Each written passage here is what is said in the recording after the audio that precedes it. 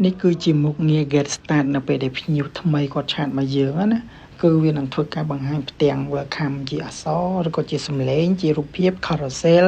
យើងអាចដាក់បានច្រើនបែបមែនតើហើយនេះនៅពេលដែលយើងចុចទៅលើ detail ណាមួយនៅពេលដែលយើងចង់ដឹងព័ត៌មាន bot វានឹងធ្វើការរុញព័ត៌មានទាំងអស់ហ្នឹងឲ្យមកយើងហើយបើយើងចង់មើលទៅលើព័ត៌មានផ្សេងទៀតយើងគ្រាន់តែចុចមកអញ្ចឹង bot វានឹងធ្វើការឆ្លើយតបហើយវាល្អមែនតើបើសិនជាភ្ញៀវគាត់ទទួលបានព័ត៌មានលឿនទាន់ចិត្តតាមអ្វីដែលគាត់ចង់បានបើសិនជាគាត់ត្រូវនឹងតម្លៃត្រូវនឹងព័ត៌មានដែលគាត់ចង់បានហើយគឺគាត់ទូទាត់លុយឬក៏គាត់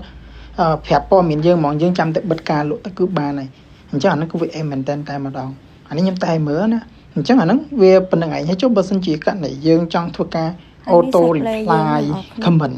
ពេលដែលភ្ញៀវគាត់ comment មកហើយ auto reply ហើយទាញភ្ញៀវចូលឆាតទៀតបាទនៅក្នុងវីដេអូនេះគឺខ្ញុំបានតេស្តឲ្យមើលដូចគ្នាដូចដែលបងបានឃើញអញ្ចឹងគឺខ្ញុំធ្វើការ comment នៅក្នុង page របស់គាត់ផ្ទាល់តែម្ដងហើយយើងអត់ចាំយូរទេតែបន្តិចទេវានឹងធ្វើការឆ្លើយតបតែម្ដងឃើញទេគឺវាតបយើងអូតូអញ្ចឹងហើយគឺយើងចូលទៅមើលនៅក្នុង Messenger វានឹងធ្វើការរុញទាញភ្ញៀវចូលឆាតដោយស្វ័យប្រវត្តិតាមអ្វីដែលយើងបានរៀបចំដូចដែលបងបានឃើញអញ្ចឹងគឺយើងធ្វើចំបែបហ្នឹងគឺវាងាយស្រួលមែនទែនគឺកាត់បន្ថយការចំណាយពេលរបស់យើងអញ្ចឹងណា